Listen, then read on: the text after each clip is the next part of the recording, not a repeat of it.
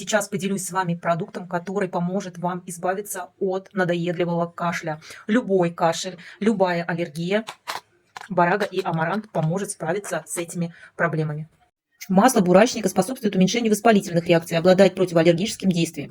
Масло амаранта снимает воспаление, благодаря этому уменьшает аллергический ответ организма и уменьшает воспалительные процессы. Кроме того, масло амаранта содержит больше кальция, чем молоко, обеспечивая клетки организма легко усвояемым минералом для укрепления мембран и лучшей проводимости между ними.